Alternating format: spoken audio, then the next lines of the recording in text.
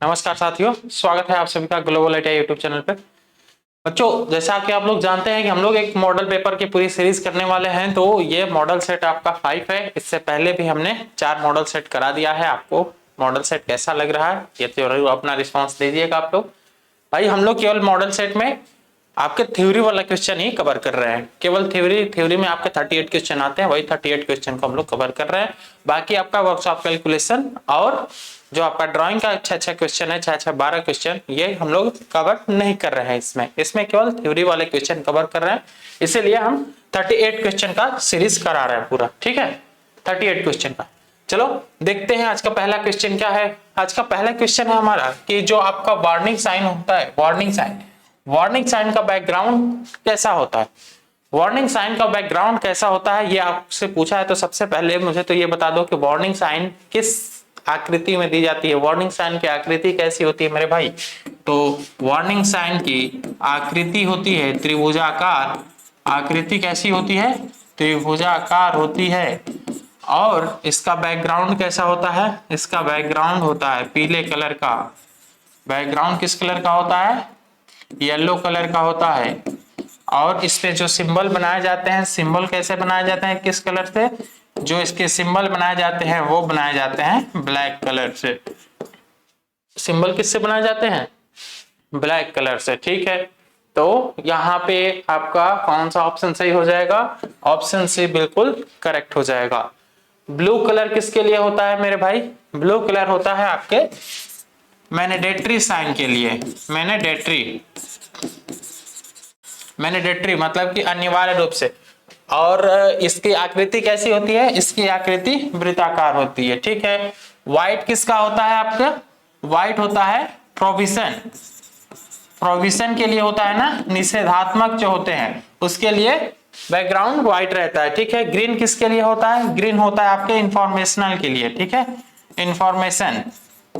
Information sign के लिए green होता है। बाकी इस पे जो सिंबल बना होता है वो सिंबल किससे बना होता है? वो सॉरी, इसकी आकृति कैसी होती है? इसकी आकृति या तो आयताकार होती है या फिर वर्गाकार होती है। ठीक है, और इसकी आकृति कैसी होती है? इसकी भी आकृति वृत्ताकार ही होती है, लेकिन इसमें 2 वृत्त बने होते हैं। बाकी येलो का मैं बता दिया हूं। येलो मतलब कि आपका हो जाता है वार्निंग का आकृति त्रिभुजाकार होती है। उम्मीद है चारों ऑप्शन आपको अच्छे से समझ में आए होंगे और चारों का बैकग्राउंड कलर, इसका सिंबल और इसकी आकृति सारी चीजें समझ में आ गई होगी आपको। चलो देखते हैं आप दूसरा क्वेश्चन। भारी भार उठाने और स्थानांतरित करने के लिए किस पद्धति का उपयोग किया जाता है? यदि कोई भारी सामान है, जैसे भारी सामान मान लो कि आपकी कोई एक बड़ी सी गाड़ी हो गई, आपकी 4 व्हीलर हो गई, आपके ट्रक हो गए, ट्रैक्टर हो गई, इंजन हो गई ट्रेन की, या फिर बड़े बड़े जो खंभे हो गए, ये सब कैसे उठाए जाते हैं? इनको उठाने के लिए एक जगह से दूसरी जगह स्थानांतरित करने के लिए क्या यूज करते हैं? तो इसमें कोई भी किसी को परेशानी नहीं होगी, वो तुरंत समझ जाएगा कि हाँ सर, इसके लिए तो क्रेन हम लोग यूज करते हैं। क्यों भाई? आप लोग देखे होंगे ना, जैसे कहीं पे बड़ी गाड़ी गिर जाती है, कहीं पे ट्रक गिर जाती है गड्ढे उड्ढे में, तो वहां पे उसको उठाने के लिए क्रेन बुलाया जाता है। क्रेन ही तो बुलाया जाता है। तो यहाँ पे ऑप्शन क्या हो जाएगा? ऑप्शन भी एकदम करेक्ट हो जाएगा, crane and sling. Crane and sling इसी का यूज करते हैं हम लोग भारी गाड़ी को उठाने के लिए या फिर एक जगह से दूसरी जगह स्थानांतरित करने के लिए। ठीक है, चल अगला क्वेश्चन है आपका कि लकड़ी में अनियमित रूप से शाखाओं के उगने के कारण कौन सा दोष उत्पन्न होता है? जो मान लो कि आपकी कोई लकड़ी, आपका कोई पौधा है, उस पौधे में उसकी शाखाएं जो है अनियमित रूप से फैल रही हैं, तो कभी कभी क्या होता है, उसमें गांठ पड़ जाती है। क्या पड़ जाती है भाई? गांठ। मतलब एक शाखा दूसरे की शाखा के ऊपर चढ़ के, मतलब ऐसे जाएंगे, फिर ये ऐसे होके निकल जाएंगे ऊपर। तो ये है उसका अनियमितता ग्रोथ।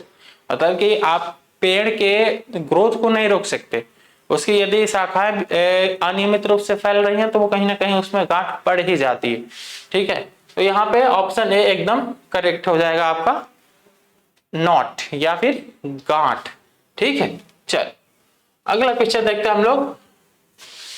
ये नौ से नहीं है मेरे भाई, ये है 90 डिग्री। 90 डिग्री मोड़ने हेतु किस प्रकार का नॉच प्रयोग किया जाता है? तो 90 डिग्री मोड़ने हेतु, जैसे 90 डिग्री को ये कैसे मोड़ेगा? 90 डिग्री को आप लोग ऐसे समझो कि देखो जैसे इसका यूज हम लोग 90 डिग्री का यूज करते कैसे हैं। 90 डिग्री का यूज वैसे मान लो कि ये आपकी एक कोई मेटालिक सीट है, ये कोई आपकी एक सीट है।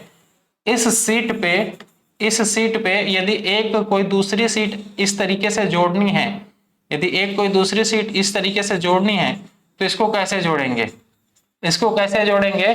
तो इसमें देखिए कैसे जोड़ते हैं इसको। इसको जोड़ने के लिए हम लोग क्या करते हैं, इसको जोड़ने के लिए हम लोग करते ये हैं कि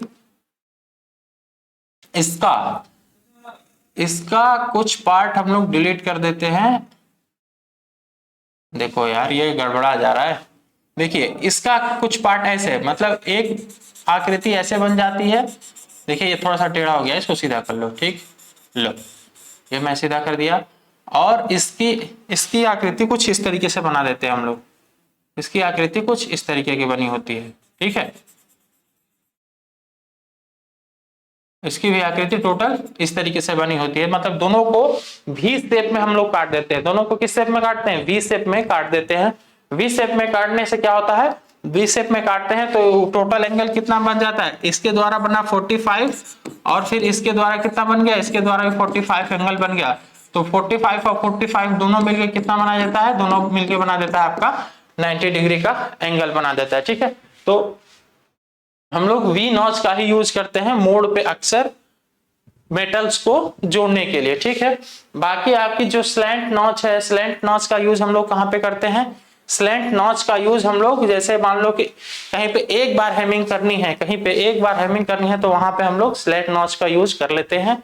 और स्क्वायर नॉच का यूज कहां पे करते हैं, देखिए स्क्वायर नॉच का यूज जैसे कोई आपका डब्बा बनाना हो या कोई एक जॉब बनानी हो आपको कुछ इस तरीके की, तो वहां पे हम लोग यूज कर लेते हैं आपके। थोड़ा सा इसका साइज और बड़ा कर दीजिए, तब ये स्क्वायर नॉच की तरह लगेगा। हाँ, कुछ इस तरीके की आकृति बन गई। और इसके बाद फिर हम लोग इसको करेंगे क्या, ये जो बाहर इतना निकला हुआ इसको ऐसे खड़ा कर देंगे, फिर इसको ऐसे खड़ा, ये जो बाहर निकला हुआ इसको ऐसे खड़ा कर देंगे, ये जो बाहर निकला हुआ फिर इसको ऐसे खड़ा कर देंगे, इसको भी ऐसे खड़ा कर देंगे, तो ये एक स्क्वायर बन जाएगा टोटल, है ना। तो ये होता है हमारा square notch. Straight notch, straight notch सीधे सीधी एक लाइन को ही ऐसे मोड़ दिया जाए, एक आपकी लेयर को ही ऐसे मोड़ दिया जाए तो वो होता है हमारा स्ट्रेट नॉच। तो यहाँ पे वी नॉट में टोटल कितना एंगल होता है, वी नॉट में टोटल आपका 90 डिग्री का एंगल होता है। और स्लैंट नॉच में कितना होता है, स्लैंट नॉच में आपका 45 डिग्री का एंगल होता है, 45 डिग्री का। ठीक है, इसमें 45 दोनों 45 मिलके कितना बनाते हैं, 90 डिग्री। चल अगला क्वेश्चन देखते हैं, तांबे के परमाणु के आबद्ध चक्र में कितने, अरे यार ये आबद्ध क्या लिखा है, इसको इंग्लिश में पढ़ो। How many electrons are there in the valence shell, valence shell में कितने इलेक्ट्रॉन होते हैं आपको ये बताना है। तो सबसे पहले तो हमें ये बता दो कि कॉपर की परमाणु एटॉमिक नंबर कितना होता है, परमाणु क्रमांक कितना होता है। यदि आपको परमाणु क्रमांक याद है तो आपको मुश्किल से 5 सेकेंड लगेगा इस क्वेश्चन को करने में। यदि केवल आपको परमाणु क्रमांक याद है, भाई परमाणु क्रमांक याद तो करना पड़ेगा, ये आपकी एक तरह से ये कहें कि ये आपकी ड्यूटी। ठीक है, तो परमाणु क्रमांक आपको ही याद करना पड़ेगा, ये हम नहीं रटवा सकते, रटवा भी देंगे आप जब कहेंगे तब।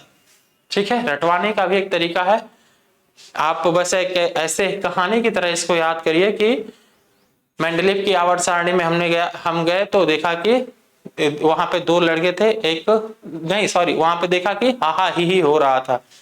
पहली कक्षा में गए तो देखे कि हाहा ही हो रहा था, दूसरी कक्षा में गए तो देखे कि लीबे नाम का लड़का था, लीबे हाहा ही पहले हाहा ही का मतलब समझ लो कि हाइड्रोजन और हीलियम।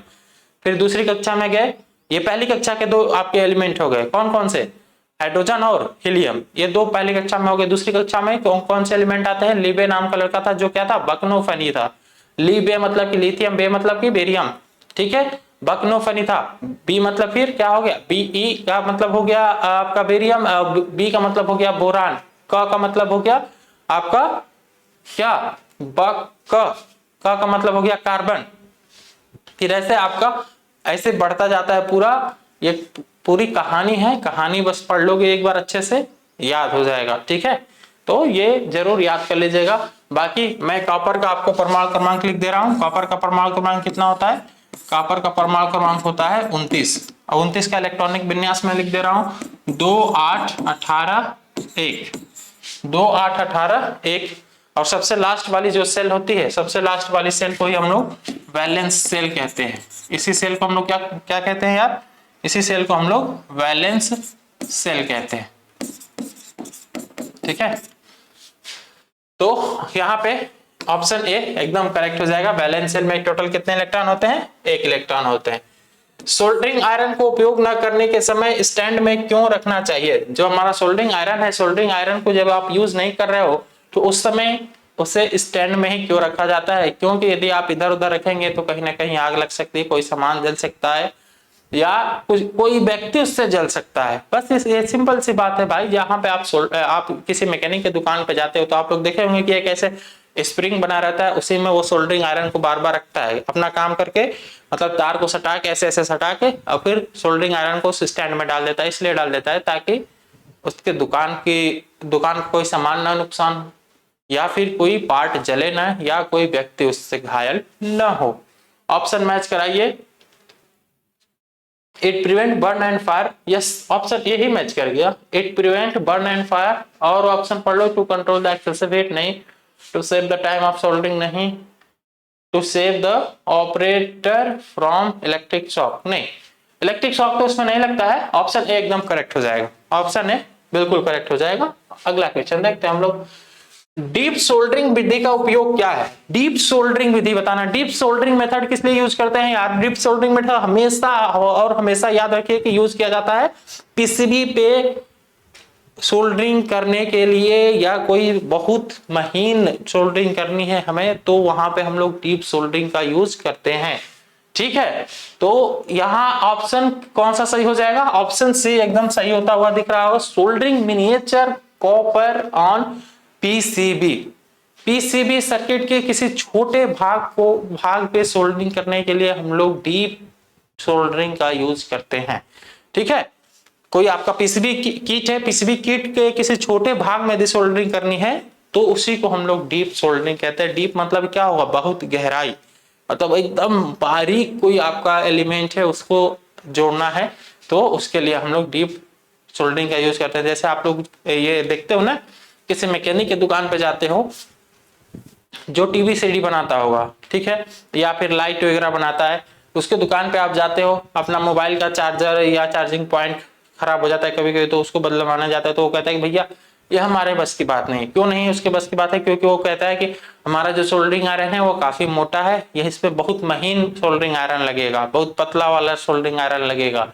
हम अपने मतलब हमारे पास जो सोल्डरिंग आयरन है उससे करेंगे तो इसकी पूरी सर्किट ही खराब हो जाएगी।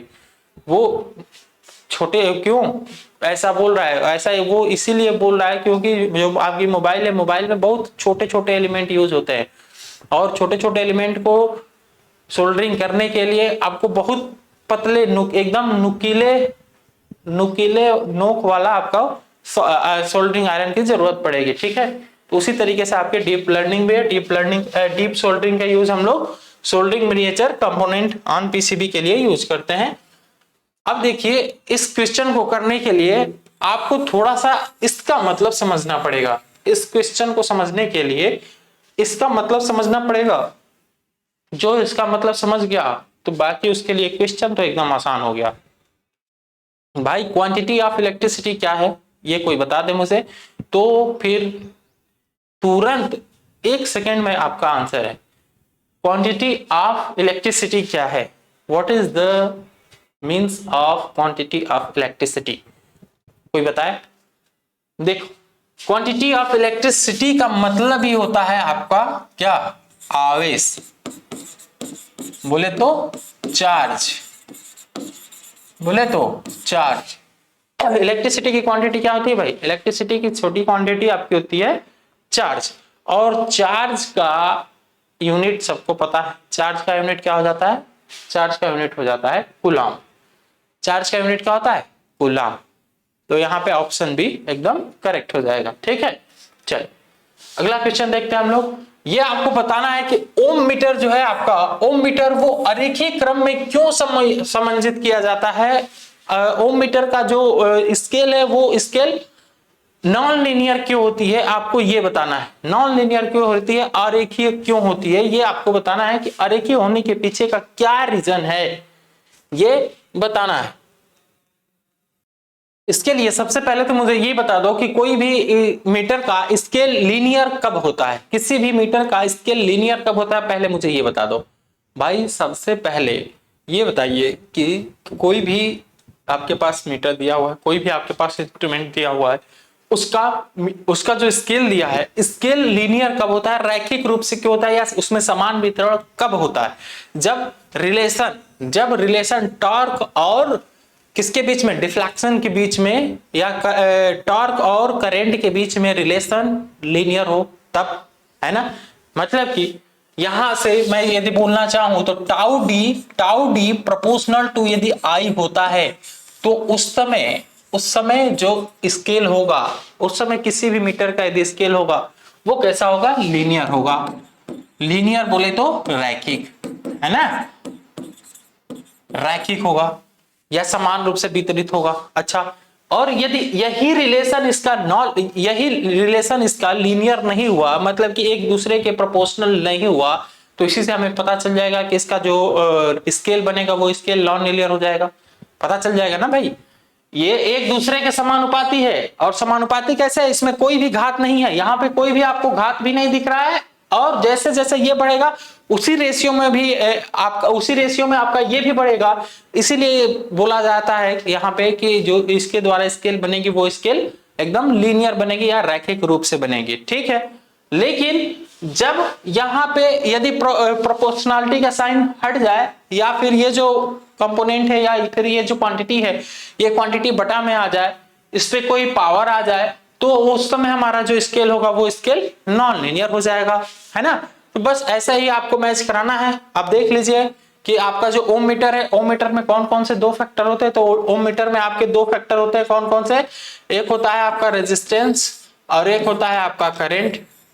दो फैक्टर होते हैं, दो ही फैक्टर होते हैं ना, एक होता है आपका रेजिस्टेंस और एक होता है आपका करंट। ओम मीटर क्या करता है, ओम मीटर मीडियम टाइप के रेजिस्टेंस को मेजर करता है, मीडियम रेजिस्टेंस को मेजर करता है। मीडियम रेजिस्टेंस की रेंज कितनी होती है, मीडियम रेजिस्टेंस की रेंज कितनी होती है, मीडियम रेजिस्टेंस की रेंज होती है 1 ओम से लेके 100 किलो ओम, 100 किलो ओम इतना रेजिस्टेंस होता है। और ओम मीटर इन्हीं दोनों के बीच का रिलेशन, इन्हीं दोनों के बीच नहीं, मतलब 1 ओम से लेके 100 किलो ओम तक के रेंज को ही मेजर करता है ना। तो अब हमें आपको ये बताना है कि अब यहाँ पे ये स्केल नॉन लीनियर क्यों होती है, ये बताना है। तो यहाँ पे एक फॉर्मूला नोट कर लीजिए, यहाँ पे फॉर्मूला होता है R inversely proportional to I, R inversely proportional to I, sorry ये I inversely proportional to R, ठीक है, I inversely proportional to R, ये आपका रिलेशन होता है। इसी वजह से ये जो आपका ओम मीटर है, ओम मीटर का स्केल नॉन लीनियर होता है, ठीक है। तो यहाँ पे ऑप्शन मैच करा लीजिए, ऑप्शन बी एकदम करेक्ट होता हुआ दिख रहा है कि current is inversely proportional to resistance. Current is inversely proportional to resistance ना, रेजिस्टेंस के इनवर्सली प्रोपोर्शनल होते हैं। हाँ, आर प्रोपोर्शनल 1/I, सही तो मैं लिखा था यार, एकदम करेक्ट है। R inversely proportional to I, R inversely proportional to I, मैं एकदम करेक्ट लिखा था भाई, यही सही है, R inversely proportional to I, option B, ठीक। चल, समांतर परिपथ में R2 का मान ज्ञात कीजिए। इस परिपथ में आपको R2 का मान बताना है। देखिए R1 का मान आपको दिया हुआ है 8 ओम, R3 का मान आपको दिया हुआ है 3 ओम, ठीक है, और इस R2 की वैल्यू आपको बतानी है। तो इसको करने का आपके पास दो तरीका है, इसको करने का आपके पास दो तरीका है। दोनों तरीका कौन कौन से मैं आपको बता देता हूं। देखो यहाँ पे वोल्टेज कितना है, यहाँ पे वोल्टेज है 24 वोल्ट, और यहाँ पे कितना है करंट, इसमें करंट है 15 एम्पियर। तो ये जो 24 वोल्ट है, यही 24 वोल्ट यहाँ पे भी जाएगा, यही 24 वोल्ट यहाँ पे भी जाएगा, और यही 24 वोल्ट यहाँ पे भी जाएगा, है ना। तो आप ये जानते हैं कि पैरेलल में हर जगह वोल्टेज क्या होता है, पैरेलल में हर जगह वोल्टेज समान होता है, ठीक है। तो इसको मैं बता दे रहा हूं दो तरीका कैसे है। तो देखिए यहाँ पे आपको यहाँ पे दिख रहा है कि इसकी इनपुट करंट कितनी है, 15 एम्पियर। इसकी इनपुट करंट 15 एम्पियर है, तो यहाँ से आउटपुट करंट जो होगी, जो यहाँ से करंट निकलेगी वो भी 15 एम्पियर होनी ही चाहिए। इतनी बात क्लियर है, इतनी बात क्लियर है ना कि यहाँ से जो करंट निकलनी चाहिए वो भी 15 एम्पियर की होनी चाहिए। यदि नहीं बात समझ में, चलो पहले मैं इसका जो ट्रेडिशनल मेथड है वो मेथड में उस मेथड से आपको करके दिखा दे रहा हूं, इसके बाद मैं शॉर्ट ट्रिक वाला आपको बताऊंगा। देखिए इसका कन्वेंशनल मेथड क्या है। देखो इसका पहले टोटल इक्विवेलेंट रेजिस्टेंस निकालो। इसके टोटल इक्विवेलेंट रेजिस्टेंस की वैल्यू कितनी हो जाएगी भाई। यहाँ पे देखो टोटल वोल्टेज कितना दिया हुआ है, वी टोटल लिख लो। यहाँ पे वी टोटल दिया हुआ है 24 वोल्ट और आई टोटल कितना दिया हुआ है, आई टोटल आपको दिया हुआ है 15 एम्पियर, ठीक है। तो आर टोटल यहां से कितना हो जाएगा, यहां से आर टोटल हो जाएगा वीटी अपॉन आई टी, मतलब कि total voltage upon total current. तो ये 24 बटा में 15 करेंगे तो यहां से कितना हो जाएगा, ये हो जाएगा आपका 1.9 बचा तो 1.6 ओम हो जाएगा आपका आर टोटल, ठीक है। अब आप लोग पैरेलल के लिए फार्मूला जानते हो, पैरेलल रेजिस्टेंस यदि है तो उसके लिए फार्मूला क्या होता है, 1 upon R equivalent is equal to कितना हो जाता है मेरे भाई, 1 upon R equivalent is equal to हो जाता है 1 upon R1 plus 1 upon R2 plus 1 upon R3, है ना, यही होता है, ये सबको पता है। अब यहां से आपको R2 की वैल्यू नहीं पता है, यहाँ R इक्विवेलेंट की वैल्यू पता है, तो इसकी वैल्यू रख दो 1 upon 1.6 is equal to 1 upon R1, 1 upon R1 plus sorry R1 की वैल्यू रखो। अब यहाँ पे R1 की वैल्यू कितनी है 8 प्लस R2 की वैल्यू आपको नहीं पता है प्लस 1 अपॉन R3 की वैल्यू कितनी है, R3 की वैल्यू 3 है, ठीक है। तो देखिए यहाँ से 1 अपॉन R2 की वैल्यू लिख लो, 1 अपॉन R2 की वैल्यू कितनी हो जाएगी। इसको एक काम करो, इसको आप लोग बना दो 24/15। यदि इसको 24/15 बना देंगे तो कोई दिक्कत नहीं होगा ना, यदि इसको 24/15 बना देंगे तो कोई दिक्कत नहीं होगा। इसको लिख लो आप 24/15 को, और छोटा सा और छोटा करके क्या लिख सकते हैं, इसको ऐसे लिख लो थोड़ा सा, ये 3 से घटाओ तो ये कितना हो जाएगा 8/5, 8/5 को 1.6 ओम लिख सकते हैं, तो इसको लिख लो 8/5। थोड़ा इस तरीके से लिख लेंगे तो यहाँ पे इसका जो आपका भिन्न है, भिन्न का एलसीएम लेना आसान हो जाएगा, ठीक है।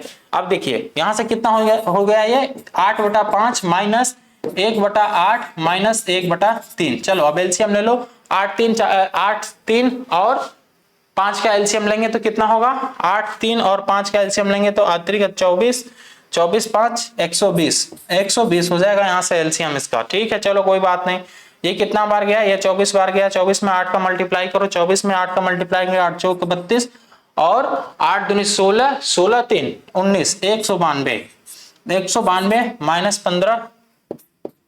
15 माइनस ये कितना हो जाएगा, ये 40 हो जाएगा ना, 40 3 120 होता है ना भाई, ये 15 बार जाएगा, 15 बटे 120 और ये 40 3 120। अब इन दोनों को सॉल्व कर लो। 1 अपॉन R2 इक्वल टू कितना हो जाएगा, यहाँ से हो जाएगा 1 अपॉन R2 इक्वल टू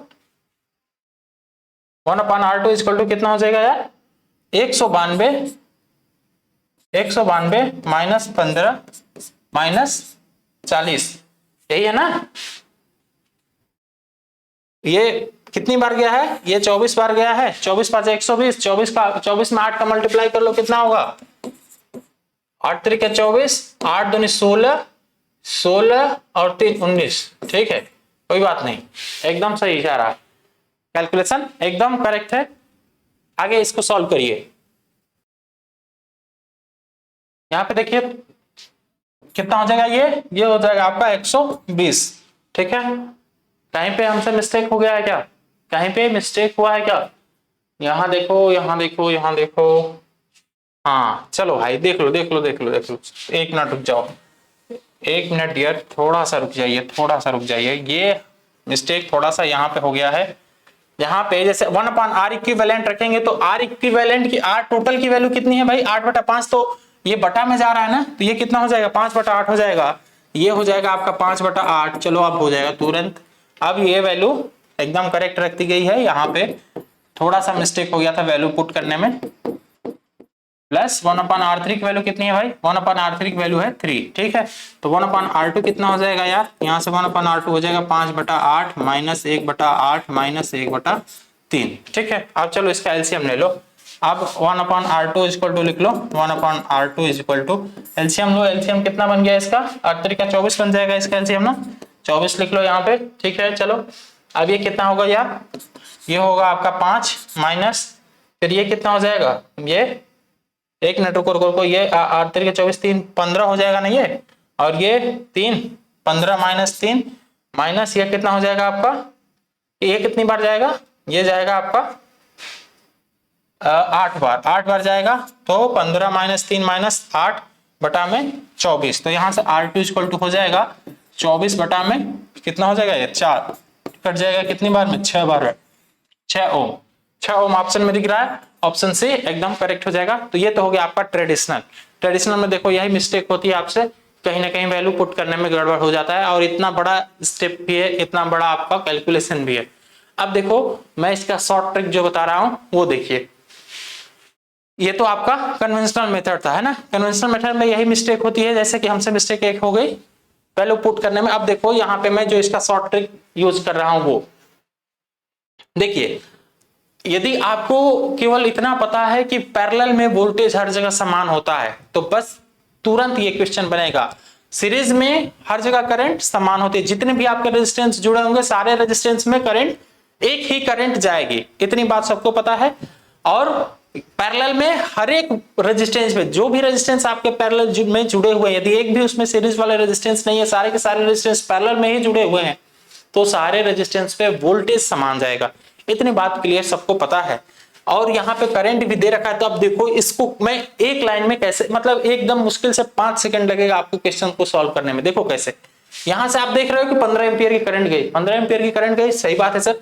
अब ठीक है, यहां से यदि 15 एम्पियर की करंट गई तो यहां से हमें 15 एम्पियर की करंट बाहर निकलती हुई भी मिलनी चाहिए, 15 एम्पियर की करंट यहां बाहर भी जानी चाहिए, क्योंकि इसमें कोई भी एनर्जी स्टोरिंग एलिमेंट नहीं लगे हुए हैं, इसमें कोई भी इंडक्टर या कैपेसिटर नहीं लगा हुआ, केवल और केवल रेजिस्टेंस ही लगा हुआ है, ठीक है सर।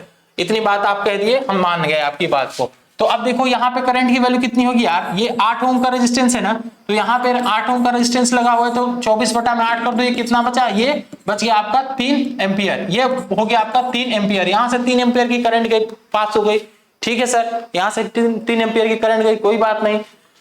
यहां से कितनी करंट जानी चाहिए, तो यहां से 24 बटा में 3 करेंगे, 24 बटा में 3 कर देंगे तो 8 एम्पियर की करंट यहां से निकल गई सर। तो 24 ये 15 एम्पियर में से 8 एम्पियर की करंट इधर से चली गई, 3 एम्पियर की करंट इधर से चली गई, टोटल करंट कितनी गई, टोटल करंट गई 8 + 3 बराबर कितनी करंट गई यार, 11 एम्पियर की करंट तो पास हो गई है। अभी कितनी एम्पियर की करंट हमें चाहिए, अभी हमें चाहिए 4 एम्पियर की करंट। अभी हमें कितनी एम्पियर की करंट चाहिए, 4 एम्पियर। क्यों, क्योंकि यहाँ पे वैल्यू दे रखा है 15, यहाँ पे वैल्यू दे रखा है 15, ये 15 इधर पास हो जाना चाहिए। तो अब 4 बचा हुआ है, तो उसे 4 को इस 24 में डिवाइड कर दो, कितना बच जाएगा, 24 बटा में 4 कर दो, तो यहाँ से मिल गया क्या, 6, यहाँ से 6 ओम मिल गया क्या, यहाँ से 6 ओम मिल गया क्या भाई, मिल गया ना, यही 6 तो आपको बताना था। कितना देर लगा, कितना देर लगा बताओ। अब यहाँ पे हमने जो 24 बटा 4 किया, वो ये 4 क्या है, ये 4 आपका करंट है, ये 4 आपका करंट है, इसलिए यहाँ पे ये जो वैल्यू आई है ये ओम में आई है। और यहाँ पे जो मैं डिवाइड कर रहा था, ये जो मैं डिवाइड कर रहा था ये रेजिस्टेंस है, तो इसलिए जो हमें वैल्यू मिल रही है करंट की वैल्यू मिल रही है, ठीक है। तो आप चाहें तो दोनों में से किसी एक मेथड से कर सकते हैं, ये आपके ऊपर डिपेंड करता है। कन्वेंशनल मेथड से यदि आप जाना चाहेंगे तो ये वैल्यू थोड़ा सा, ये वैल्यू पुट करने पे ध्यान दीजिएगा, ये वैल्यू कैसे पुट की जाएगी। और बाकी यदि आप शॉर्ट ट्रिक से जाना चाहते हैं तो आप ऐसे भी जा सकते हैं। चलो अगला क्वेश्चन देखते हैं, कौन सा पदार्थ अनुचुंबकीय पदार्थ है। अनुचुंबकीय बोले तो आपका मतलब कि ऐसा पदार्थ जो चुंबक की तरफ थोड़ा कम आकर्षित होता है, मतलब कि बहुत ज्यादा आकर्षित भी नहीं होता है या एकदम आकर्षित ही नहीं होता है, ये बीच वाला ही थोड़ा सा आकर्षित होता है, ये आपको बताना है कि पैरामैग्नेटिक इसमें से कौन सा है। तो याद रखिए कि जो आपके कॉपर होते हैं, एल्यूमिनियम होते हैं, ये दोनों के दोनों एलिमेंट आपके पैरामैग्नेटिक में आते हैं। कॉपर हो या फिर आपका एल्यूमिनियम हो, ये दोनों आपके पैरामैग्नेटिक मटेरियल में आते हैं। ठीक है, चल। विद्युत परिपथ में चालकता के लिए चुंबकीय सर्किट में समान शब्द क्या है? चुंबकीय परिपथ में समान क्या है? तो इसको थोड़ा समझने के लिए आप ऐसे लिख लीजिए, इधर लिख लीजिए आप इलेक्ट्रिसिटी या इलेक्ट्रिकल सर्किट, इलेक्ट्रिकल सर्किट, ठीक है, और इधर लिख लो मैग्नेटिक सर्किट, मैग्नेटिक सर्किट। ठीक है, चलो बीच में एक अंडरलाइन कर लो और थोड़ा सा कलर ले लो दूसरा। ठीक है, चलो भैया, अब यहाँ पे पहला लिखो, इधर होता है आपका ईएमएफ, इधर होता है आपका ईएमएफ। ये ईएमएफ एकदम किसके बराबर होता है? ये ईएमएफ एकदम बराबर होता है आपके एमएमएफ के। किसके बराबर होता है? एकदम एमएमएफ के बराबर होता है। बात क्लियर हो गई? ठीक है, चलो अब दूसरी बात करते हैं हम लोग। इधर होता है आपका एक करंट डेंसिटी, सॉरी इधर होता है आपका electric density, electric density, density. ये इलेक्ट्रिक डेंसिटी किसके बराबर होता है? मैग्नेटिक परिपथ में ये एकदम बराबर होता है आपके फ्लक्स डेंसिटी के, फ्लक्स डेंसिटी। ठीक है, इधर लिख लो, इधर लिख लो आपका तीसरा, तीसरे में लिख लो एक, इधर जो करंट है, जो आपके इलेक्ट्रिकल परिपथ में करंट होती है, वो करंट मैग्नेटिक परिपथ में किसके बराबर होती है? वो बराबर होती है आपके फ्लक्स की। वो किसके बराबर होती है भाई? करंट बराबर होती है फ्लक्स की। बात क्लियर है? अच्छा, चलिए यदि बात क्लियर है तो अब आगे हम लोग बात करते हैं आपके रिलक्टेंस की। रिलक्टेंस, इधर जो रेजिस्टेंस होता है, जो इलेक्ट्रिकल परिपथ में रेजिस्टेंस होता है, वो रेजिस्टेंस किसके बराबर होता है आपके मैग्नेटिक परिपथ में? वो रेजिस्टेंस आपके मैग्नेटिक परिपथ में बराबर होता है रिलक्टेंस के। किसके? रिलक्टेंस के। ठीक है, और इधर जो कंडक्टेंस होता है, इधर जो कंडक्टेंस होता है, ये कंडक्टेंस मैग्नेटिक परिपथ में किसके बराबर होता है? तो रिलक्टेंस का जस्ट अपोजिट क्या होता है मेरे भाई? रिलक्टेंस का जस्ट अपोजिट होता है परमियंस। क्या होता है? परमियंस। यहाँ पे ऑप्शन कहीं पे दिख रहा है परमियंस? यस, बिल्कुल ऑप्शन दिख रहा है परमियंस, ऑप्शन बी एकदम करेक्ट हो जाएगा। ठीक है, अभी और भी कुछ है यहाँ, ये चौथा है, ये चौथा है। अभी एक और भी है कि यहाँ पे जो आपका इलेक्ट्रिक इंटेंसिटी होता है, इलेक्ट्रिक इंटेंसिटी, वो किसके बराबर होता है? वो बराबर होता है आपके मैग्नेटिक इंटेंसिटी के, मैग्नेटिक इंटेंसिटी के। ठीक है, और भी दो चार हैं आपके, वो आप लोग थोड़ा सा देख लीजिएगा, बाकी इतने मुझे याद आ रहे थे, मैं इतना का तुरंत लिख दिया हूं आपके सामने। ठीक है, तो यहाँ पे ऑप्शन भी एकदम करेक्ट हो जाएगा। चलो आगे बढ़ते हैं, अब हम लोग अगला क्वेश्चन देखते हैं कि फ्लक्स घनत्व की एसआई यूनिट क्या होती है। तो फ्लक्स घनत्व की एसआई यूनिट देख लो। देखो फ्लक्स घनत्व हम लोग किसको कहते हैं? फाई इक्वल टू फॉर्मूला होता है आपका B into A. Phi equal to formula क्या होता है? B इंटू ए, और B इक्वल टू क्या हो जाता है? फाई अपॉन ए। फाई अपॉन ए, तो इसको क्या कहते हैं आप लोग? आपका फ्लक्स का फॉर्मूला, फ्लक्स का यूनिट क्या होता है? वेबर होता है, और एरिया का सबको पता है weber per metre square. Weber per metre square किसका हो जाएगा? फ्लक्स डेंसिटी का फॉर्मूला हो जाएगा, फॉर्मूला बता रहा हूं मैं। फ्लक्स डेंसिटी का यूनिट हो जाएगा वेबर पर मीटर स्क्वायर, और वेबर पर मीटर स्क्वायर किसके बराबर होता है?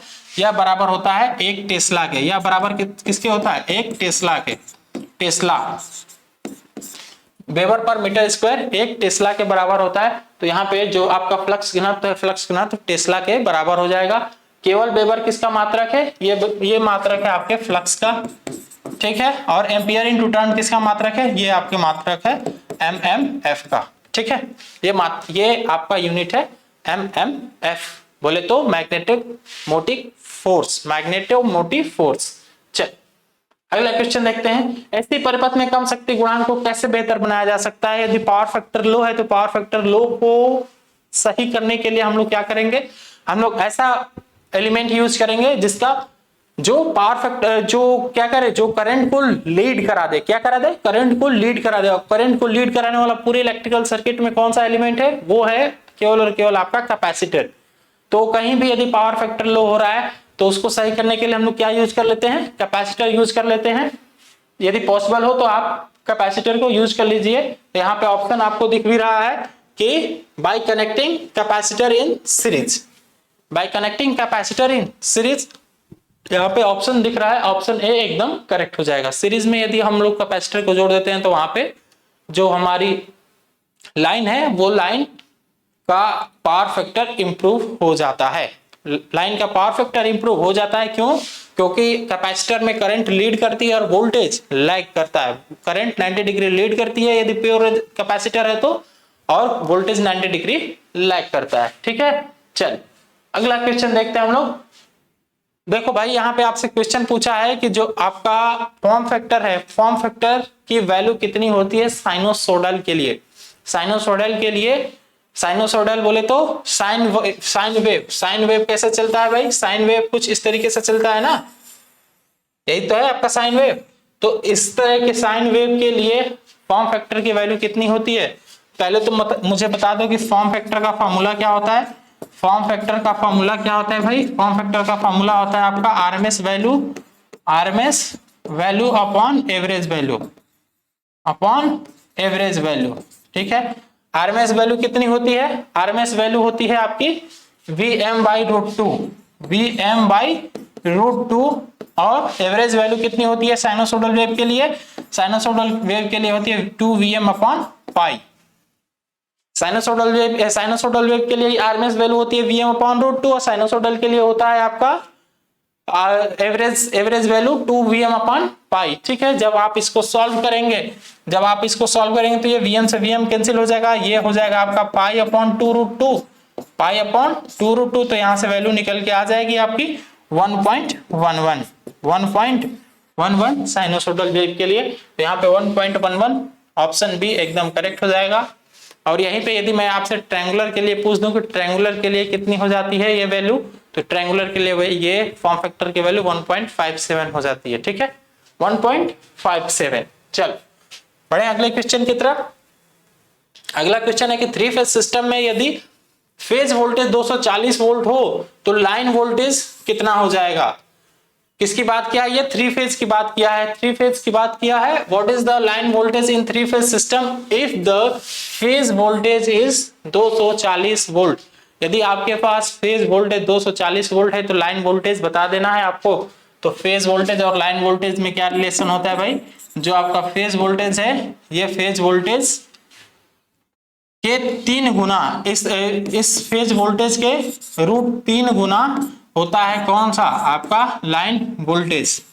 ठीक है, तो यहाँ पे देख लीजिए कि VL लाइन वोल्टेज कितना हो जाएगा, √3 की वैल्यू 1.732 इंटू इसकी वैल्यू हो जाएगी आपकी 240। तो इन दोनों को मल्टीप्लाई कर देंगे तो ये आपका आ जाएगा 415 वोल्ट, 415 वोल्ट। ऑप्शन सी एकदम करेक्ट हो जाएगा, ऑप्शन सी एकदम करेक्ट हो जाएगा। ठीक है, चल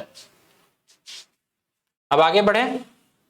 अब आगे देखते हैं हम लोग। अगला क्वेश्चन है हमारा कि 7, यहाँ पे क्वेश्चन रिपीट हो गया है क्या, यहाँ पे क्वेश्चन रिपीटेड है। चलो कोई बात नहीं, अगले क्वेश्चन की तरफ बढ़ते हैं।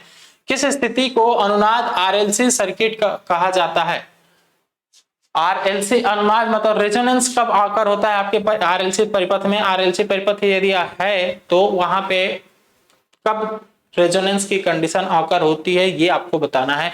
तो रेजोनेंस आकर होने की पॉसिबिलिटी एक ही है कि जब XL = XC हो जाए, मतलब कि दो फ्रीक्वेंसी आपस में मैच कर जाए, तो उसी कंडीशन को हम लोग क्या कहते हैं, उसी कंडीशन को हम लोग रेजोनेंस कहते हैं, अनुनाद कहते हैं।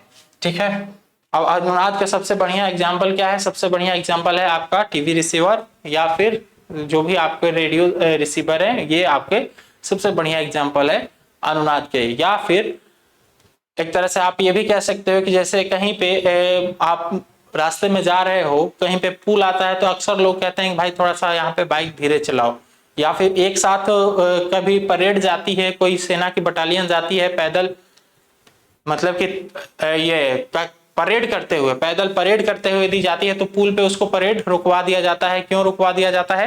क्योंकि वहां पे यदि उसके दो एक साथ सब लोग अपना परेड कर रहे हैं तो उनके परेड करने से यदि उनके पैर की जो आवाज है वो आवाज यदि उस पुल के फ्रीक्वेंसी से, उस आवाज की फ्रीक्वेंसी मतलब कि जो सभी सैनिक द्वारा जो पैर पटका जा रहा है उसके पैर के पटकने की फ्रीक्वेंसी, ठीक है, उस पैर जो पटक रहा है उसके द्वारा जो आवाज उत्पन्न हुई है उस आवाज की फ्रीक्वेंसी और पुल की फ्रीक्वेंसी यदि मैच कर गई तो तुरंत पुल क्या हो जाएगा? तुरंत पुल गिर जाएगा। ठीक है, तो ये भी एक आपका बढ़िया एग्जांपल है रेजोनेंस का, कि कहीं पे भी यदि रेजोनेंस बराबर हो जाता है तो वहां पे वो चीज तुरंत डैमेज हो जाती है। ठीक है, या फिर आपके जो टीवी रिसीवर है, टीवी रिसीवर या फिर आपके रेडियो रिसीवर भी या कोई भी सिग्नल रिसीवर इसी पे काम करते हैं, रेजोनेंस पे ही काम करते हैं, क्योंकि किसी एक साधन द्वारा या फिर किसी ट्रांसमीटर द्वारा कोई फ्रीक्वेंसी भेजी जाती है और रिसीवर द्वारा फ्रीक्वेंसी को रिसीव किया जाता है। तो जब उस ट्रांसमीटर की फ्रीक्वेंसी और रिसीवर की फ्रीक्वेंसी दोनों की फ्रीक्वेंसी मैच करती है तब जाके आपका रेजोनेंस, तब जाके आपका कोई भी सिग्नल हमें मिलने लगता है। मतलब कि हमारी जो टीवी है, टीवी चलने लगती है, टीवी पे कोई भी एक धारावाहिक या कोई भी चैनल जुड़ जाता है और उस पे जो प्रोग्राम चल रहे होते हैं वो ब्रॉडकास्ट होने लगते हैं आपके टीवी स्क्रीन पे। ठीक है, या फिर कोई रेडियो स्टेशन है, रेडियो स्टेशन से कोई फ्रीक्वेंसी ट्रांसमिट की जा रही है, कोई सिग्नल ट्रांसमिट किया जा रहा है, आपका रिसीवर जो इसमें लगा हुआ है उसके एंटीना द्वारा रिसीवर मिल गया, तो वहां पे हमें उस स्टेशन पे जो भी आवाज चल रही है या जो भी सूचनाएं चल रही है वो सूचना हमको मिलने लगती है। ठीक है, तो यहाँ पे ऑप्शन सी एकदम करेक्ट हो जाएगा। चल, बैटरी आवेशक में फाइन सेलेक्टर स्विच का काम क्या होता है? जो फाइन सेलेक्टर स्विच होता है वो एक तरह से आपका धारा रेटिंग का चुनाव करने का काम करता है। वो धारा रेटिंग को चूज करता है जो आपका फाइन सेलेक्टर होता है। ठीक है, फाइन सेलेक्टर मतलब वो स्मूथली धारा करंट रेटिंग को चूज करता है। ठीक है, इसीलिए उसको फाइन सेलेक्टर भी कहा जाता है। चल, अगला क्वेश्चन है कि विद्युत चांदी का विद्युत रासायनिक तुल्यांक कितना होता है? तो याद रखिए कि सिल्वर का जो आपका विद्युत रासायनिक तुल्यांक है वो कितना होता है? 1.1182 मिलीग्राम पर कूलम, मिलीग्राम पर कूलम। ठीक है, ये सिल्वर के लिए होता है। कॉपर के लिए ये वैल्यू कितनी हो जाती है? कॉपर के लिए वैल्यू हो जाती है 0.392 मिलीग्राम पर कूलम। ठीक है, मिलीग्राम पर कूलम। ठीक, ऑप्शन डी एकदम करेक्ट हो जाएगा यहाँ पे। नेक्स्ट क्वेश्चन देखते हैं हम लोग। नेक्स्ट क्वेश्चन है कि m = ZIT में सूत्र में Z अक्षर किसे इंगित करता है? तो भाई यहाँ पे आप लोग याद जानते हो कि t किसको कर रहा है? t सेकंड को कर रहा है या फिर टाइम को कर रहा है ना? सेकंड नहीं, टाइम को कर रहा है t, और I किसको कर रहा है? I करंट को डिनोट कर रहा है, और m किसको डिनोट कर रहा है? m जो आपका जो द्रव्यमान डिस्ट्रॉय हो रहा है या फिर डिपॉजिट हो रहा है, तो ये मास को रिप्रेजेंट कर रहा है। z किसको रिप्रेजेंट कर रहा है? z आपका ECE ऑफ इलेक्ट्रोलाइट्स। ठीक है, तो यहाँ पे ऑप्शन बी एकदम करेक्ट हो जाएगा। चलो अगला क्वेश्चन देखते हैं हम लोग। इस वायरिंग का नाम बताना है। इस वायरिंग का नाम क्या है? तो भाई हमने आपको सबसे पहले बताया था, इससे पहले वाली वीडियो में भी बताया था आपको मैं, कि सबसे पहले हम लोग कौन सी वायरिंग ड्रॉ करते हैं? सबसे पहले हम लोग लेआउट ड्रॉ करते हैं। लेआउट वायरिंग खींचते हैं पहले हम लोग, सॉरी लेआउट डायग्राम सबसे पहले खींचते हैं। इसके बाद सर्किट डायग्राम खींचते हैं, सर्किट डायग्राम। ठीक है, इसके बाद हमारा वायरिंग डायग्राम होता है, इसके बाद होता है हमारा इंस्टॉलेशन प्लान, इंस्टॉलेशन प्लान। ठीक है, तो ये आपको दिख रहा है कि यहाँ पे ये स्विच बोर्ड है, फिर ये पाइप ऊपर पीवीसी पाइप लगी, यहाँ पे क्लेट लगी हुई, यहाँ पे क्लेट होगी, यहाँ पे एक जंक्शन बॉक्स लगा हुआ है, यहाँ पे क्लेट, फिर यहाँ पे स्विच बोर्ड लगा हुआ है। ये क्या है? ये है आपका इंस्टॉलेशन प्लान। ठीक है, चल अगला क्वेश्चन है कि वायरिंग का ट्री सिस्टम किस स्थान पर सबसे बेहतरीन उपयुक्त होता है, तो जो हमारा वायरिंग है तो उस वायरिंग का ट्रिस सिस्टम हम लोग अक्सर यूज करते हैं। जो आपकी मल्टी स्टेज बिल्डिंग होती है वहां पे हम लोग ट्रिस सिस्टम का यूज करते हैं, ठीक है, मल्टी स्टेज वाले पे। तो मल्टी स्टोर बहुमंजिला भवन, ऑप्शन डी एकदम करेक्ट हो जाएगा। अगला क्वेश्चन देखते हैं हम लोग, कंड्यूट को मोड़ने के लिए किस उपकरण का उपयोग किया जाता है। तो यहाँ पे देख लो कि आपका कौन कौन सा ऑप्शन दिया हुआ है। जो आपका पाइप वाइज है, पाइप वाइज के द्वारा हम लोग क्या करते हैं, पाइप वाइज के द्वारा हम लोग थ्रेड काटते हैं ना, मतलब कि किसी भी पाइप के ऊपर चूड़ी काटते हैं ना। जो आपका बेंच वाइज है, बेंच वाइज ये तो होल्ड करने के काम में आता है, मतलब किसी भी उपकरण को, जैसे कोई लकड़ी हो गया या फिर कोई पाइप हो गया, तो उसको होल्ड करके मतलब ऐसे कस के किसी बेंच पे रख के उसको ऐसे कस दिया जाता है ना, उसमें फंसा के कस दिया जाता है। तो ये तो आपका बेंच वाइज हो गया। बाकी कपलर ये जोड़ने का काम आता है। यहाँ पे हिक्की, ऑप्शन ए एकदम करेक्ट हो जाएगा। हिक्की के द्वारा हम लोग पाइप को बेंड करते हैं। और यदि कुछ छड़ को आपको बेंड करना है तो उसके लिए क्या यूज करते हैं हम लोग, उसके लिए डाई यूज करते हैं ना, या फिर उसको हम लोग बेंडर भी कहते हैं। तो यहाँ पे पाइप को मोड़ने के लिए हिक्की यूज करते हैं, ऑप्शन ए एकदम करेक्ट होगा। अगला क्वेश्चन देखिए कि वायरिंग के लूपिंग सिस्टम में फेज कंडक्टर को कहाँ लगाया जाता है। तो वायरिंग के लूपिंग सिस्टम में हमेशा फेज कंडक्टर को हम लोग स्विच बोर्ड में लगाते हैं। जो हमारा न्यूट्रल कंडक्टर है, न्यूट्रल कंडक्टर को हमें बोर्ड में लाने की जरूरत नहीं है। यदि बोर्ड में हमें सॉकेट नहीं लगाना है, यदि सॉकेट 3 पिन वाला सॉकेट नहीं लगाना है, तो बोर्ड में हमें न्यूट्रल लाने की कोई जरूरत नहीं होती। वहां पे केवल हम लोग फेज वायर ही लेके आते हैं और न्यूट्रल वायर को सीधे सीधे उपकरण से ही कनेक्ट कर देते हैं, ठीक है। तो यहाँ पे ऑप्शन डी बिल्कुल करेक्ट हो जाएगा, सॉकेट कनेक्शन, सॉकेट कनेक्शन, ठीक है। ऑप्शन डी एकदम करेक्ट हो जाएगा। यदि हमें सॉकेट लगाना है तो वहां पे फेज कंडक्टर को लेके हम लोग तो आते ही हैं, बाकी न्यूट्रल को हम लोग तब लेके आएंगे जब हमें सॉकेट लगाना रहता है, ठीक है। चल अगला क्वेश्चन देखिए, आरेख प्रकार क्या है। इस आरेख का प्रकार क्या है। तो यहाँ पे देखिए, यहाँ पे आपको सारे वायर की संख्या भी, मतलब सारे वायर्स भी दिखाए गए हैं, सभी वायर्स आपको दिख रहे हैं। और ये यदि मैं आपसे पूछूं कि भाई ये किसके लिए वायरिंग किया गया है या फिर ये वायरिंग किसको प्रदर्शित कर रही है, तो ये आपकी वायरिंग जो है वो स्टेयर केस वायरिंग है, स्टेयर केस वायरिंग है, ठीक है। और यहाँ पे 2 टू वे स्विच लगे हुए हैं। ये जो स्विच लगे हुए हैं ये कौन से स्विच है, ये 2 वे स्विच है। कौन सा स्विच है मेरे भाई, 2 वे स्विच है। तो ये कौन सा हो जाएगा आपका, वायरिंग डायग्राम हो जाएगा, वायरिंग आरेख हो जाएगा। ऑप्शन ए एकदम करेक्ट हो जाएगा। यहाँ पे मेगर उपयोग नहीं है फिर भी क्यों सूचक पैमाना सूचक पर स्थिर नहीं है। मेगर उपयोग में नहीं है फिर भी क्यों सूचक पैमाना शून्य स्थिति पर नहीं है।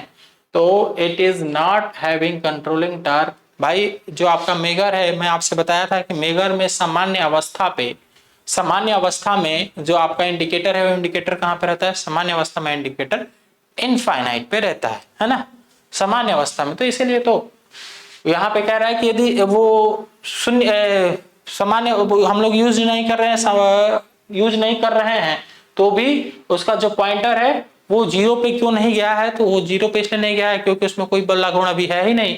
तो यहाँ पे ऑप्शन एकदम ए करेक्ट हो जाएगा। क्यों, क्योंकि भाई जो हमारा मेगर है, मेगर की सामान्य अवस्था में इंडिकेटर इनफाइनाइट पे रहता है, ठीक है। चल, यदि किसी व्यक्ति को 20 मिली एम्पियर का झटका प्राप्त होता है तो क्या प्रभाव पड़ता है। यदि कोई व्यक्ति है, उस व्यक्ति को यदि 20 मिली एम्पियर का झटका लगता है तो उसे बहुत ज्यादा पीड़ादायक झटका लगेगा, पीड़ादायक झटका लगेगा। ऑप्शन बी एकदम करेक्ट होगा। और यही 20 मिली एम्पियर की वैल्यू यदि 20 से लेके 50 तक हो जाएगी, यदि 50 मिली एम्पियर तक चली जाएगी तो 50 मिली एम्पियर तक जाते जाते ये वैल्यू बता रहा हूं मैं, ये करंट उस व्यक्ति के मृत्यु तक भी जा सकते हैं, या फिर ये कह सकते हैं कि वहां पे सांस लेने में बहुत ज्यादा प्रॉब्लम हो जाती है। मतलब कि जो हृदय की नसें हैं वो सूखने लगती, ठीक है, हृदय की नसें सूखने लगती है। हृदय आघात, क्या लिखा है यार, कन्वल्शन जो भी लिखा है, मतलब कि 50 एम्पियर की 50 मिली एम्पियर की यदि करंट होगी तो 50 मिली एम्पियर की करंट पे मनुष्य की हृदय की नसें सूखने लगती है, वहां पे उससे सांस लेने में दिक्कत होने लगती है। ठीक है, उसको सही करने के लिए एक इसका स्पेसिफिक कोई डिवाइस आता है, उस डिवाइस वो डिवाइस यदि मिल जाए तो मनुष्य बच सकता है, और नहीं तो यदि कुछ सेकंड तक ही, यदि मान के चलिए केवल आधा मिनट तक ही 50 मिली एम्पियर के करंट के संपर्क में है कोई मनुष्य, तो वो मान के चलिए कि खत्म हो जाएगा, जो स्पेसिफिक डिवाइस है वो यदि डिवाइस नहीं मिली तो। ठीक है, चलो अगला क्वेश्चन देखते हैं हम लोग। औद्योगिक दो ट्यूब लाइट फिटिंग में स्ट्रोबोस्कोपिक प्रभाव कैसे काम होता है? स्ट्रोबोस्कोपिक प्रभाव क्या होता है पहले तो ये बता दो। इस प्रभाव के द्वारा सबसे जान लीजिए कि इस प्रभाव के द्वारा क्या होता है। इस प्रभाव के द्वारा ये होता है कि कोई चीज यदि क्लॉकवाइज में रोटेट कर रही है तो इस प्रभाव के द्वारा हमें ऐसा दिखता है कि वो वस्तु एंटी क्लॉकवाइज डायरेक्शन में मूव कर रही है। तो यहाँ पे हमें दिशा का मतलब कि एक तरह से कहे कि दिशा का क्या हो जाता है, भ्रम ज्ञान हो जाता है। ठीक है, दिशा का भ्रम हो जाता है हमें। तो इस चीज को सही करने के लिए हम लोग क्या करते हैं, ऑप्शन देख लीजिए। समांतर संधारित्र को आपूर्ति के समांतर में संयोजित करते हैं, संधारित्र को आपूर्ति के श्रेणी क्रम में संयोजित करते हैं, संधारित्र को एक ट्यूबलाइट के श्रेणी क्रम में, संधारित्र को प्रत्येक ट्यूबलाइट के श्रेणी क्रम में। यहाँ पे इतना तो क्लियर है कि स्ट्रोबोस्कोपिक प्रभाव को कम करने के लिए हम लोग संधारित्र जोड़ते हैं, इतना तो क्लियर है। लेकिन ये जो संधारित्र है, ये जो कैपेसिटर्स हैं, ये कैपेसिटर कैसे जुड़ेंगे, बस ये आपको बताना है कि किस क्रम में ये जोड़े जाते हैं। तो हमेशा इसको सीरीज क्रम में ही जोड़ते हैं, वो चाहे आपका पावर फैक्टर इंप्रूव करने के लिए यूज किया जाए या फिर स्ट्रोबोस्कोपिक प्रभाव को खत्म करने के लिए या कम करने के लिए यूज किया जाए। कैपेसिटर को हम लोग कैसे जोड़ते हैं, सीरीज में ही जोड़ते हैं। तो संधारित्र को एक ट्यूब लाइट के सीरीज में संयोजित करने पर इस प्रभाव को कम किया जा सकता है। ठीक है, चलो अगला क्वेश्चन देखते हैं। उच्च दाब धातु हैलाइड लैंप की बाहरी ट्यूब बोरोसिलिकेट ग्लास से क्यों होती है? क्या बोला है कि why outer tube of a high pressure metal halide lamp made of borosilicate glass. Borosilicate glass से उसकी जो बाहरी ट्यूब है वो क्यों रंगी होती है या क्यों उससे उसकी लेयर चढ़ाई जाती है? तो वो इसलिए चढ़ाई जाती है ताकि जो रेडिएशंस है वो रेडिएशंस जो अल्ट्रा वायलेट रेडिएशंस है उनको कम किया जा सके, उनको रिड्यूस किया जा सके। यहाँ पे ऑप्शन डी एकदम करेक्ट हो जाएगा, reduce the ultra violet radiation from lamp. Lamp से जो अल्ट्रा वायलेट रेडिएशंस निकलेंगी उनको कम किया जा सके। ठीक है, गुरुत्वाकर्षण नियंत्रण के साथ भाई ये तो सबको पता है कि जो ग्रेविटी कंट्रोल मेथड हम लोग यूज करते हैं किसी भी मेजरिंग इंस्ट्रूमेंट में हम लोग कंट्रोलिंग टॉर्क के लिए यदि ग्रेविटी कंट्रोल यूज कर रहे हैं, ग्रेविटी कंट्रोल मेथड यूज कर रहे हैं, तो वहां पे हमेशा और हमेशा हमारा जो इंस्ट्रूमेंट है वो वर्टिकल पोजीशन में होना ही चाहिए। यदि वर्टिकल पोजीशन में नहीं है तो वहां पे हम लोग ग्रेविटेशनल कंट्रोल मेथड यूज नहीं करेंगे। ठीक है, तो यहाँ पे ग्रेविटेशनल के लिए ऑप्शन बी एकदम करेक्ट हो जाएगा। अगला क्वेश्चन देख लेते हैं हम लोग।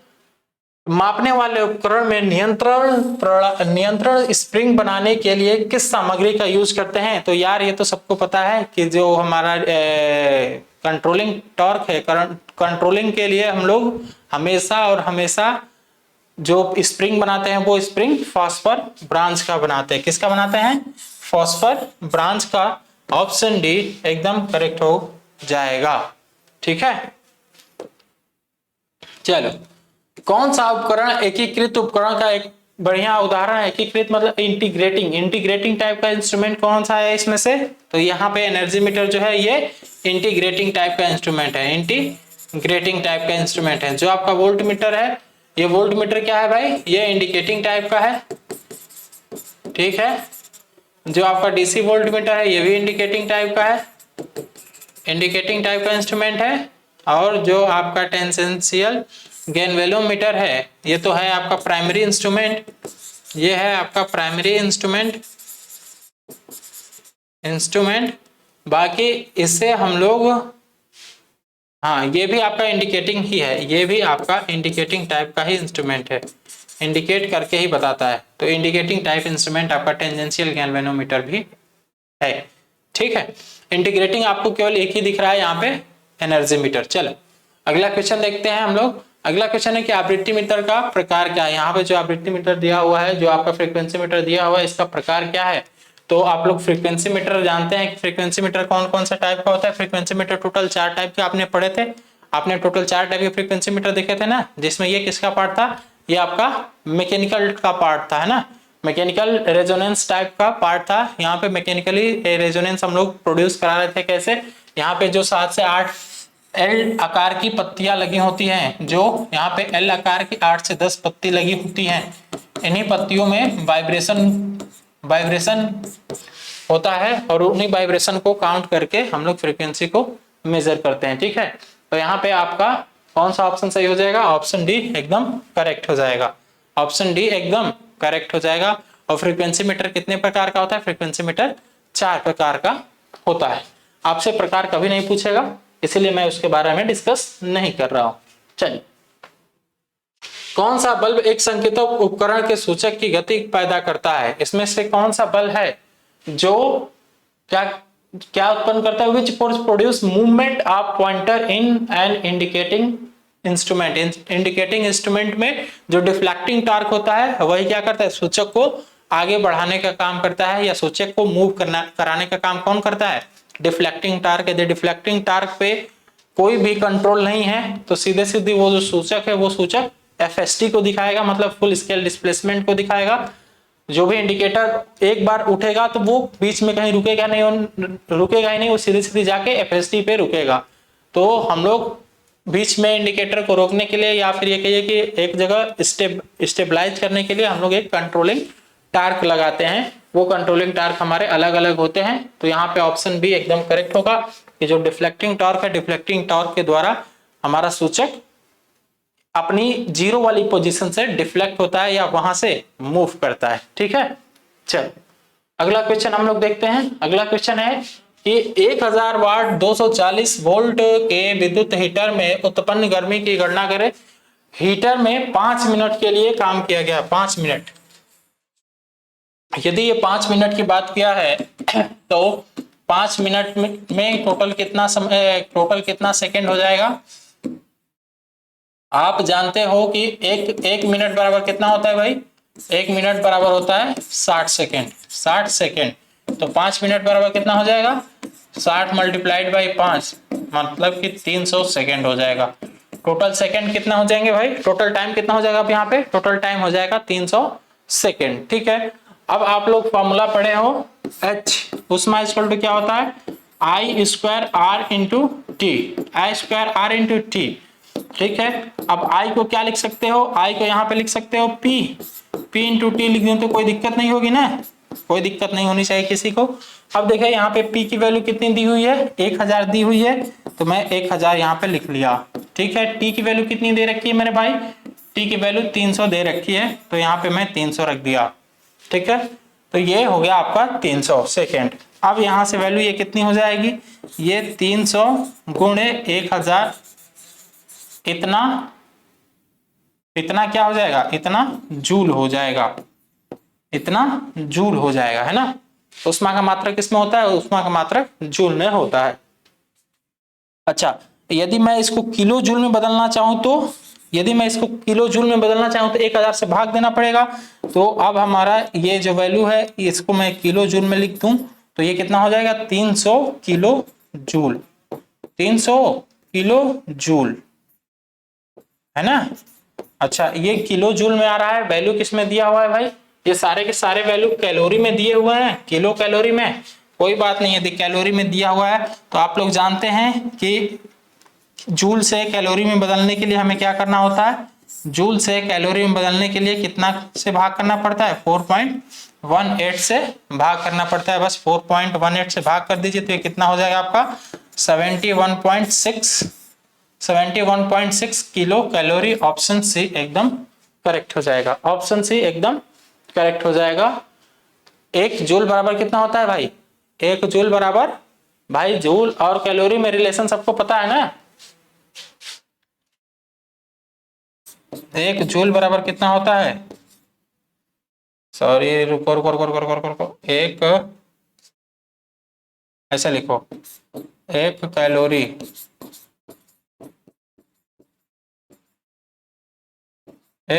बराबर कितना होता है, 4.18 जूल।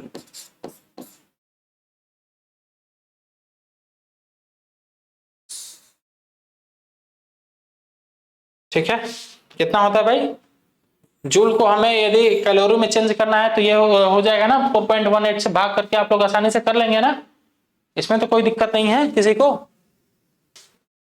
एक कैलोरी नहीं तो यदि कोई बात नहीं, यदि लिखना चाहें तो लिख भी लीजिए, यहाँ पे लिख लो 1 कैलोरी कितना होता है, 1 calorie is equal to 4.18 joule. कहीं कहीं पे अब ये वैल्यू कहीं कहीं पे आपको 4.2 दिख रही है, कहीं कहीं पे 4.2 भी दिख रही है, तो ये भी ऑप्शन करेक्ट है। ठीक है, चलो अगला क्वेश्चन देखते हैं हम लोग। अगला क्वेश्चन है हमारा कि एकल कला पंप मोटर में दोष क्या है यदि यह धीमी गति से चल रहा है।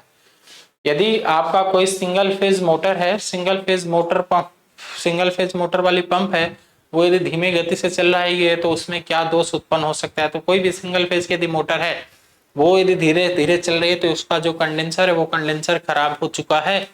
जैसे कि आपका जो पंखा होता है, सीलिंग फैन यदि धीरे धीरे चलता है तो आप क्या करते हो, उसका आप कंडेंसर चेंज कर दे। कंडेंसर में क्या लगा होता है, कंडेंसर में कैपेसिटर लगा होता है, या उस कैपेसिटर ही कहते हैं, वो कैपेसिटर खराब हो चुका होता है। जैसे कैपेसिटर आप दूसरा लगाते हो, कंडेंसर दूसरा लगाते हो, तो फिर पंखा आपका फुल स्पीड से चलने लगता है। पंखा भी क्या है, ये सिंगल फेज इंडक्शन मोटर ही है ना, तो वैसे ही सिंगल फेज की जो भी पंप होगी उसकी स्पीड यदि कम है तो उसका इसका मतलब ये है कि जो उसका कंडेंसर है वो कंडेंसर खराब हो चुका है, मतलब कि उसका कैपेसिटर खराब हो चुका है। ऑप्शन ए एकदम करेक्ट हो जाएगा। ठीक है, चल उच्च आवृत्ति अनुप्रयोग के लिए किस प्रकार के ट्रांसफार्मर का उपयोग किया जाता है। तो भाई मैं आपको बताया था कि जो आपका ट्रांसफार्मर है, ट्रांसफार्मर में एक आपके बुक में दिया हुआ था अलग से, मतलब ऐसे तो ट्रांसफार्मर 3 ही तरह के होते हैं, core type, shell type, berry type, लेकिन एक अलग से ट्रांसफार्मर दिया हुआ था आपका जो था फेराइट और हॉलो टाइप, मतलब एयर कोर टाइप का ट्रांसफार्मर था, और एक आपका फेराइट कोर टाइप का ट्रांसफार्मर था। तो फेराइट कोर टाइप वाले ट्रांसफार्मर जो होते हैं, फेराइट कोर टाइप वाले ट्रांसफार्मर को हम लोग अक्सर हाई फ्रीक्वेंसी पे ही यूज करते हैं, और लो फ्रीक्वेंसी के लिए हम लोग किसका यूज करते हैं, लो फ्रीक्वेंसी के लिए हम लोग यूज करते हैं आपके सिलिकॉन स्टील कोर का। ठीक है, सिलिकॉन स्टील कोर का लो फ्रीक्वेंसी के लिए, हाई फ्रीक्वेंसी के लिए हम लोग फेराइट कोर ट्रांसफार्मर का यूज करते हैं। ठीक है, तो ये था आपका 38 क्वेश्चन की सीरीज, यहाँ पे आपका लास्ट क्वेश्चन है। ठीक है, चलो फिर हम लोग नेक्स्ट वीडियो में मिलेंगे अगले सीरीज के साथ।